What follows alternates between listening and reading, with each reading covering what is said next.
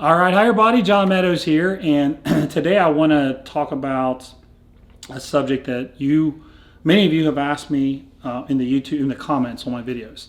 So I've had some people that are in their 50s or 60s, even their 70s, mostly men, but some women too, ask me, can you continue to make progress? Can you gain muscle?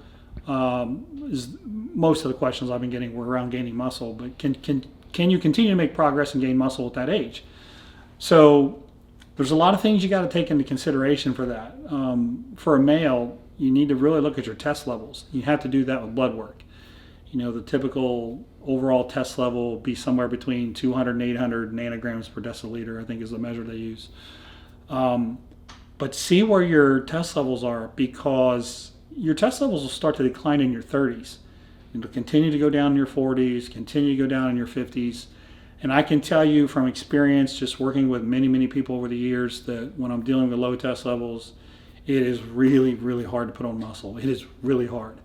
And you don't want low test levels anyway. You're more prone to metabolic syndrome, first of all, leading to diabetes. That's without a doubt. Heart attacks, heart disease, that's without a doubt. Depression, all those things, those are low test levels, which is why it's always really disappointed me when I hear people saying, you know, you guys got to stop taking your testosterone. You can't just say that. Some people physiologically need it to be healthy. So it just would seem silly to me to not take it if you need it. So the first thing I would tell you is you got to know where your test levels are. And you may find that maybe you feel like you're kind of symptom free. Maybe your test level is 300. It's on the bottom end, but you feel okay. But you don't feel optimized, you don't feel awesome. And then sometimes when I get people up to 800, 900 from working with a doctor, not me, that's when all of a sudden they start feeling really good. So you have to have a good test level. You know, and your GH also starts declining as well as you get older. That's something you can look at too. But the test levels, though, that's the big one. So that's number one. If you've got really jacked up hormones, it makes it very hard to make any progress at all.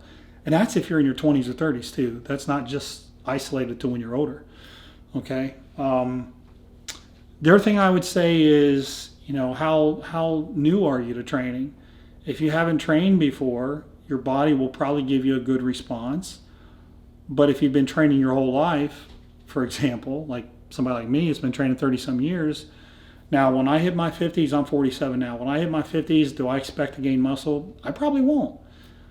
Because I've been training my whole life. At some point, you can only gain so much muscle. So if you're pretty new, if you haven't been training for too many years, you'll probably be more successful in gaining muscle just because it's new. It's just new. Your body hasn't done it before.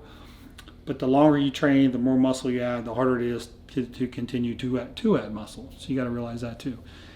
And then you, as a guy in your 50s or a lady in your 50s, 60s, or 70s, you've got to look at this the same way we look at it in our 20s and 30s and the teenagers. You have to train smart, hard enough to create new muscle, and you have to eat well. So you have to be willing to do those things. You can't say, well, I'm 60, now I don't eat, so I'm not making any progress. Well, maybe it's because you don't eat. Maybe it's because, and we know that when you get older, you need a little bit more protein. Your body doesn't tend to use it as well, so you need to increase it a little bit. So you're not exempt from all of the rules that the younger people have. You know, as a younger person, I tell them, you got to train hard. You got to get all your meals in. You got to get your calories in. You got to get your protein in. The same thing is true when you get older. You still have to do all those things if you expect to make progress. Okay? Now, what does the training look like? This is where there's probably a bigger difference between yourself and somebody in their 20s and 30s. Most people in their 50s, 60s can handle quite the volume that younger people can. So you may have to scale your volume back some. Now, if you're going to scale your volume back some, that means your intensity is going to have to be a little higher. You know, a lot of guys will tell me, man, do I really need to train that hard? Well, if you're going to go, you know, you may have to, but now you need to be smart, okay? And this is what I work really hard to do myself. If you're going to train really intensely, now maybe you've got to use exercises that are a little bit more favorable for going to failure. Like, for example, a heavy bench press.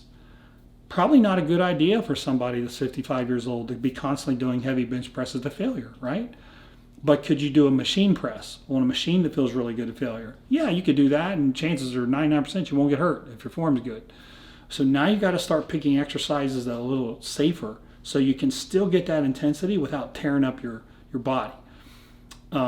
Because again, you're human. Your joints, they're going to get a little beat up as you go. You're going to have some issues. So now your training needs to be done very intelligently, but you still got to train hard. So that's my short answer to that question. I appreciate it, and if you have any more, just keep them coming. I appreciate the support on the channel and watching all the videos. And again, I read every comment. I may not reply to all of them, but I read every single one of them. So I appreciate all the support. Thanks.